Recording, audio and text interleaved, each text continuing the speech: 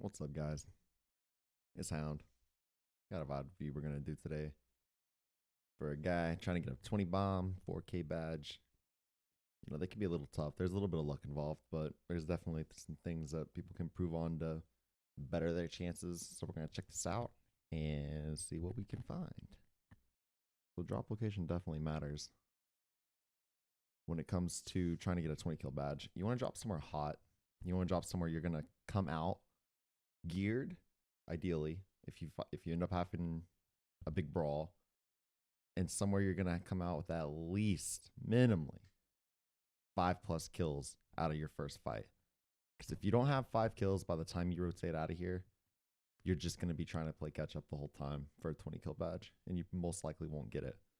Just the way it works. So I like the drop. Get it looted up a little bit here. Okay. And this is another part. You just gotta play with whatever you find, man. You'll get the good kit later. But right now, kills are super important. So we're about two minutes in, right? There's already been knocks in Thunder. Or I'm sorry, there's already been knocks in Skulltown. Whereas as soon as we got to about this point, we could have turned around and just gone towards the shots immediately to try to pick up some of those early kills. Even if you have to play really safe, it's typically going to be more worth it if that's your true goal. Looting is going to be probably one of the biggest factors with getting a 20 kill badge. You just got to play quick. You got to play fast. It's more about just being able to brawl. Doesn't matter what you got. Oh, we got a purple. Ooh, good nade. Go in. Good. Good use of hip fire. Chase this down. Probably clean this up here. Nice. See, and that was relatively easy. You could have probably done that with almost any gun you had.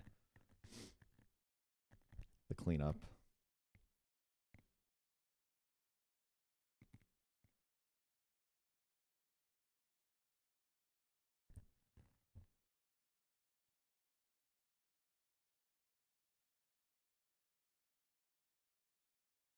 Let's see.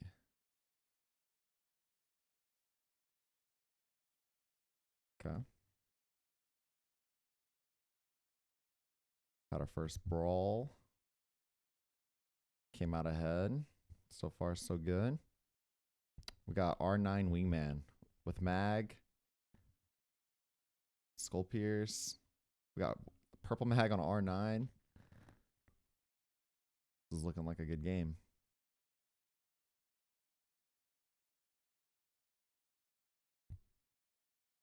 Okay.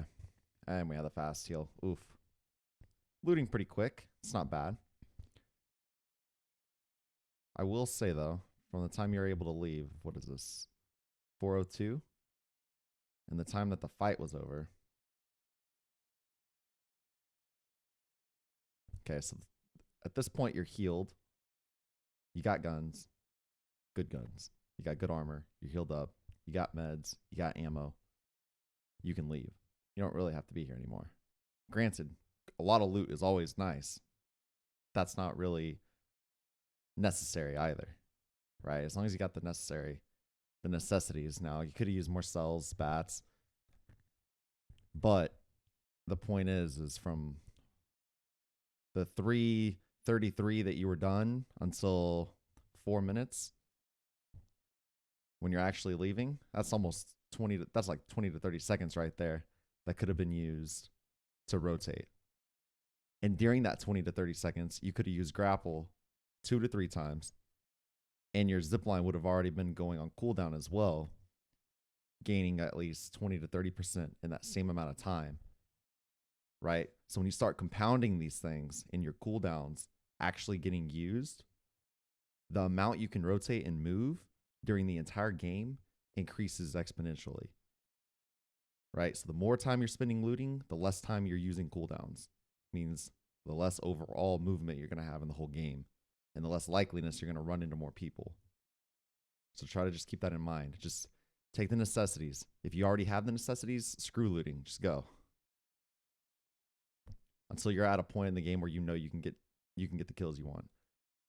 Oh, good nade. Good nade. Good nade. Good nade. Oh, yeah. I should have held the door, but that's good. That's good. As soon as he shut the door on you after you threw it, trying to get out, because you knew he would, could just block it. Nice. Oof. Movement, but that's okay. We recovered. I still wouldn't have gone through that, to be honest, because if the rest of Asim was right there, that would have been a rough play. Gibby. Don't get it. Oh, oh, oh. Okay, we get out. They were better players. Probably would have got punished there, but that's okay. It worked out this game. Let's see. Nice. All right. Cleaned up the steam. Teammates hyping you up. Just going to let this run. I think there's some more fights coming up right here. Yeah, somebody else. Nice.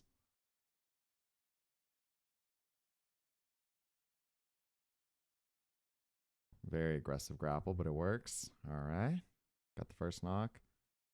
Second knock. Let you get the Phoenix off. Let's see here. What do we got? The res does get off. We get the knock. Get the headshot. Nice. Good. That was a good correction too on the headshot. Let's see. Is that? Okay, so from the time we're done with this fight, let's see. Boom. 5:44. Let's see how long it takes us to get moving. And like our kit here. So ideally, current meta, okay, is usually going to be a stack of bats, a stack of med kits, 2 stacks of cells, 1 stack of syringes, nades, ammo. That's it. These 2 stacks can get out.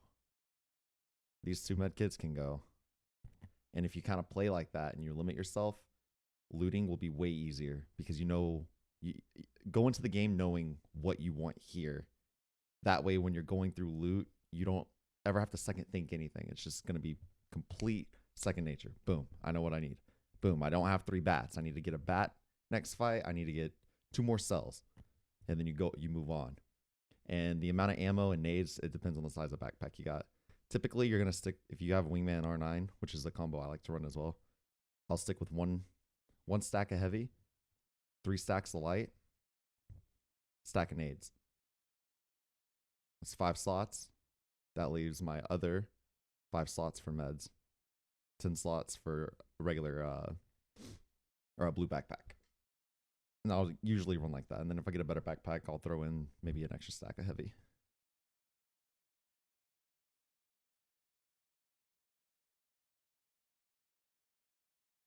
But see, it's the time we're taking right now. We're not using our cooldowns. We're not using our movement. We're not getting to the next fight fast enough. That's really the biggest thing you can change now, right away, to make this easier on yourself. So 6:13, all the way from what? The 5, I think 44 is what we said, 5:44. Yeah. So, I mean, almost 30 seconds right there. That's 2 grapples, partial percentage on zip. You can kind of see where I'm going with this.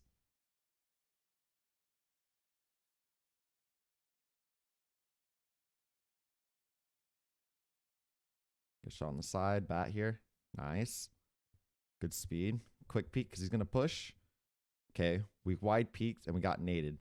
As soon as this happens, here's the thing. You knocked 1. You're always going to assume there's 2. Always assume there's 3, right? 3 players. So peeking this side very wide is going to be a bad idea because they're typically going to play tight together, right? So once you got naded, let's see what you do first. We go to the right, we grapple. Okay, so now this is a high stakes situation. You have no escape. You're stuck here. You have to kill the person. If you miss your shots, you lose, right? That's what you want to avoid when you're going for 20 kill badges. Okay, it does work out. This fight looks like it was only 2. See, if there was another person on the team, if you just happen to stumble into a 3 squad there, you're dead, most likely. Like maybe maybe you would have played different too. Take it with a grain of salt. But so let's go back a little bit. So all the way up to here where you bat, good play. Okay, from this point though, when you peek to check, like where's he at, and you take a few shots, it seems like a reoccurring thing you're doing is worrying about damage out, but not really considering damage in. Right? So as soon as you peek, you don't have to peek with the intention of using your whole clip. Because the chances of you one-clipping somebody, it goes down as you get better because the players you play against have better movement, right? So you're not really going to roll. You can't one-clip people consistently in this game very easily. So what's better is maybe quick peek here with the intention of just doing a little bit of damage, maybe 10 bullets. You don't want to take any damage. So I peek really, really tight, throw some bullets out, maybe hit them for like 30, 40 damage, come back in and start reloading. And since you only use like half your clip doing what I'm saying, you'll get a tactical reload, meaning you can reload faster than if you were to go all the way to 0. So at that point, if you got naded, you would have been behind the rock already. You know he's over here. He's going to be pushing wide. So you can just grapple to high ground over here on this building. Because the thing is once you use grapple, and assuming there's 2, you're stuck where you're at. So you need some type of advantage. When you use grapple, just think, I need to put myself in an advantage with what I'm doing because I'm taking away my only ability to do this, right? You don't want to just grapple because, oh, crap. You want to grapple because the situation's bad and I can get myself in a better one by grappling, right? But getting yourself over here isn't exactly ideal.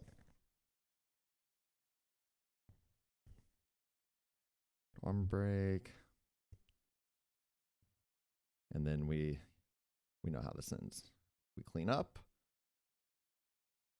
Let's see here. From the moment we clean up. Okay, 706. We definitely got a heal. It's fine. That's good. We're at 11. There's 19 players still. Oh, yeah. You could definitely get it this game. We just got to go. So, like, from here, something you could start doing, too, if you know you're going to have to loot some, like you need the meds, is your zipline's ready. Before you start looting, throw your zipline where you know you're going to want to go. Get a little path ready for you. That way, while you're doing this, your zipline's on cooldown already. You want to use those abilities as much as possible.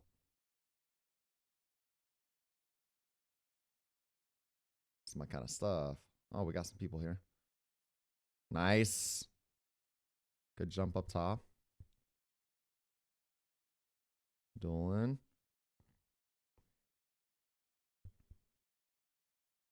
Good bat.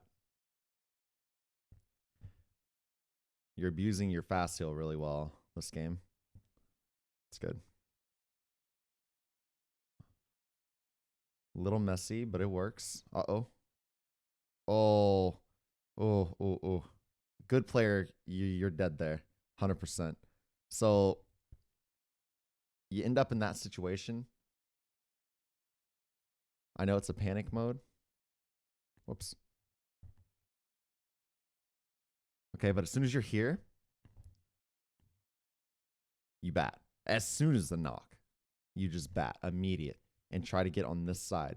Because if you have a player here on this side of the roof, he can only ping right here, right? He can't ping the other side of the roof. He's going to be pinging the hell out of his teammates, saying roof, roof, roof, roof, roof. The teammate's going to come looking at this side always. So you go on the other side because you still want to stay on high ground unless you get forced off. And you start your bat as you're going over there.